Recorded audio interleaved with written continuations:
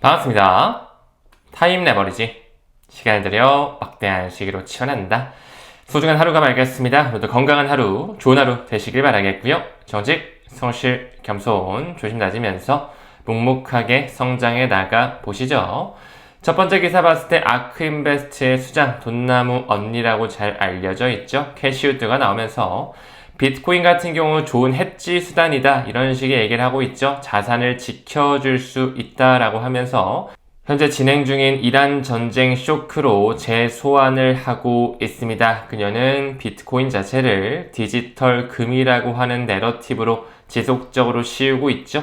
그 부분의 일환으로 판테라 캐피탈 역시 비트코인 지금 고점 대비해서 50% 정도 떨어져 있는 가격이죠. 현재 가격 저평가돼 있다라고 얘기하면서 7만 달러 돌파 시에는 상승정이 올 수 있다 이런 식으로 얘기하고 있는데 지금 현재 비트코인 가격이 6만 9천 달러, 7만 달러 계속 왔다 갔다 거리고 있잖아요. 1억 원을 깨졌다가 다시 좀 회복하고 하고 있습니다만 무엇보다 중요한 건 이 부분인 것 같아요. 비트코인을 4년 이상 보유한 투자자들은 거의 항상 수익을 거둬들였다.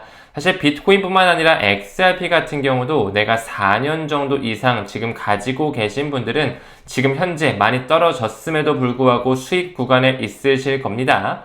지금 현재의 이 가격 구간은 장기 투자의 최적의 시기이지 않을까. 특히나 XRP 1000원대 그리고 비트코인 같은 경우도 1억 원이 깨졌을 때 이 가격대는 줍줍하게 매우 좋은 가격 구간이라는 것 저 또한 의견을 덧붙이고 싶습니다. 최근에 스트래티지 또 한 번 마이클 셀러가 비트코인 쪽에 배팅을 하면서 대략 3015개 정도 비트코인을 추가 매입했고요. 그 부분의 일환으로 우리나라의 국민연금 잘 알고 계시죠? 작년 4분기 기준으로 해서 원래 가지고 있던 MSTR, 이 스트래티지에 대한 주식 투자를 확대시켰더라고요. 3분기 대비해서 대략 20% 이상 증가한다. 왜 그들은 이렇게 계속 떨어지고 있음에도 불구하고 지속적으로 스트래티지나 코인베이스나 더 블록과 로빈후드와 같은 그런 주식들을 사고 있는지 암호화폐를 필두로 한 크립토 시대를 알고 있지 않을까 이렇게도 느껴지는 것 같아요. 또 톱니가 이끌고 있는 비트마인 같은 경우도 지금 현재 시점으로 약 447만 개 정도의 이더리움을 확보하면서 전체 공급량의 대략 한 3.7% 정도를 확보했더라고요. 그들의 목표치는 전체 공급량의 약 5% 정도를 차지하는 것, 한 600만 개 정도 확보를 하면은 목표치에 도달을 하거든요. 무엇보다 지금 현재 이더리움 DAT 기업에서는 단연 1등 자리를 차지하고 있겠죠. 심지어 이더리움 재단보다도 더 많은 이더리움의 수량을 가지고 있다라고도 말씀을 드렸습니다. 그들이 가지고 있는 이더리움 약 70% 정도를 스테이킹 하면서 연간 이자로만 약 1억 7천만 달러 정도의 수익을 기대할 수가 있다라는 거, 돈 넣고 돈 먹기를 할 수 있는 그들의 파이프라인, 점점 더 이더리움의 펀더멘탈을 견고히 할 것으로 사료됩니다. 이 스탠다드 차타드 같은 경우는 결국에 이 비트코인이 한 5만 달러 선, 이더리움은 1,400달러 선까지 하락한 이후 반등할 것을 전망했죠. 아직까지는 5만 달러대까지는 오지 않았음에 있어서 추가 하락이 될 수 있을까? 약간 이런 식의 두려움도 충분히 가질 수 있겠지만요. 무엇보다 중요한 거는 이 바닥 가격을 맞추려고 하는 것보다는 조금 더 중장기적인 비전으로 무릎 밑에서 살 수 있는 그 내공이 필요한 시점이지 않을까 싶습니다. 그 스탠다드 차타드가 올해 이 목표가를 하향 안정화시켰죠. 원래 비트코인 같은 경우도 15만 달러를 바라봤다면 한 2026년 말까지 10만 달러 정도 올 것이다.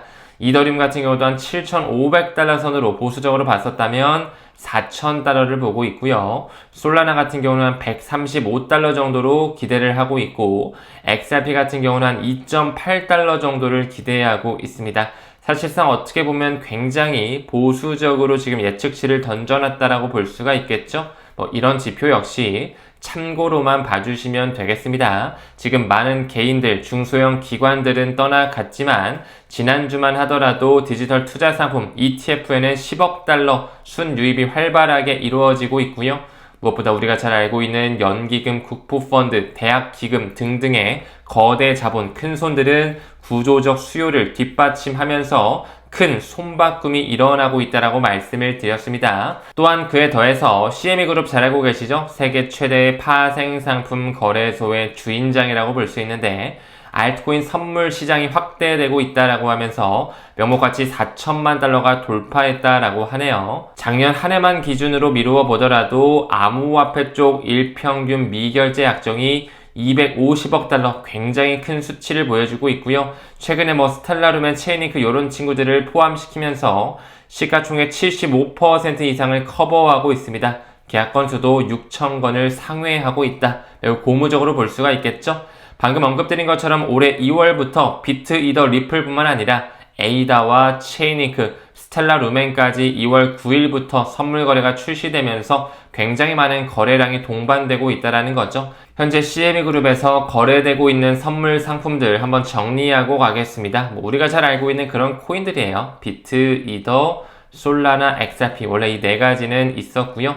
최근에 2월 9일자로 에이다와 링크, 체인링크와 리플과 짝꿍인 스텔라까지도 상장이 돼서 지금 현재 약 7개 정도가 거래되고 있고 이더리움, 비트코인 비율 선물 거래까지 해서 총 8개의 인덱스가 거래량이 활발하게 이루어지고 있구나 볼 수가 있습니다. 또한 5월 29일자부터는 이제는 24시간 계속 돌아갈 수 있는 암호화폐 선물 옵션 거래가 시작될 수가 있다라는 거, 어쩌면 5월 29일 전에 클래리티 법안이 통과된다라고 했을 때 더 많은 거래량이 동반될 수 있지 않을까, 이렇게도 한번 우리가 비교해서 체크해 볼 수 있을 것 같습니다. 아직까지 미국과 이란 전쟁, 이스라엘 전쟁 끝나지 않았죠? 미국의 전사자가 지속적으로 늘어가고 있습니다. 최근 확인 기준으로 6명으로 늘어났고요. 이란 역공 여파로서 지속적으로 뭔가 누군가 죽어나가는 듯한 모습이 연출이 되고 있습니다.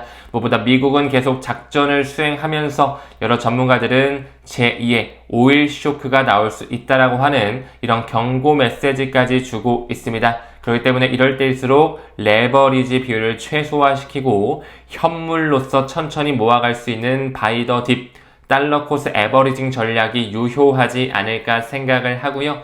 그 부분의 일환으로 트럼프가 이란 핵 영원히 제거할 것이다, 우라늄 농축은 앞으로 없앨 것이다 라고 하면서 이 에릭 퓨리라고 하는 대규모 군사 작전을 확대할 것을 공식화시켰죠. 이제 이란의 핵시설과 군사기지를 집중 타격을 확대하면서 지속적으로 에너지, 유가가 좀 높아질 수 있는 우려는 현재로서 계속 남아 있습니다. 불확실성이 커지다 보니까 실물 금 쪽으로 또 수요가 쏠리고 있고 미 국채 금리 역시 하향 안정화되는 과정에 놓여 있다라는 거, 그들의 의도가 뒷받침되고 있습니다.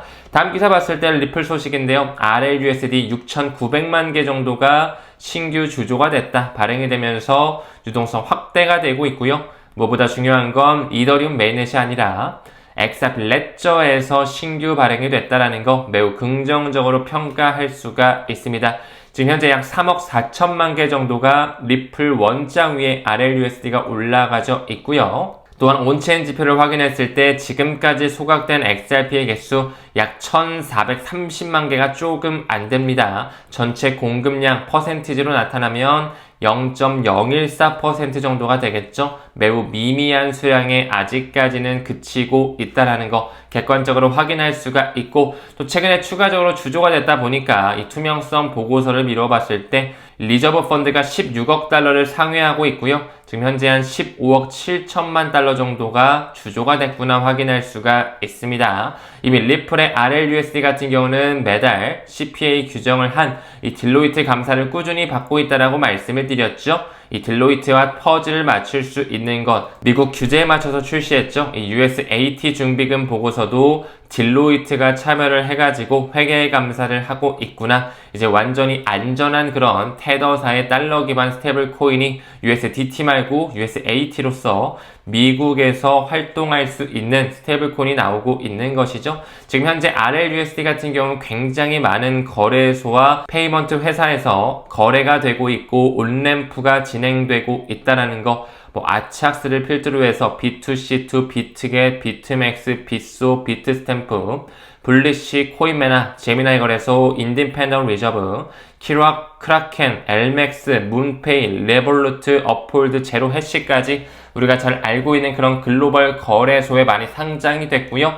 점점 더 온램프 그리고 오프램프 출구 전략까지도 RLUSD가 활용되는 그리고 리플 페이먼트로 통합되는 그런 움직임이 꾸준히 나와지고 있습니다. 이 B2C2의 마켓메이커 같은 경우는 SBI 그룹과도 매우 친화적으로 움직이고 있죠. 최근에 행보가 매우 주목할 만한 부분이 많이 떠돌아다니고 있습니다.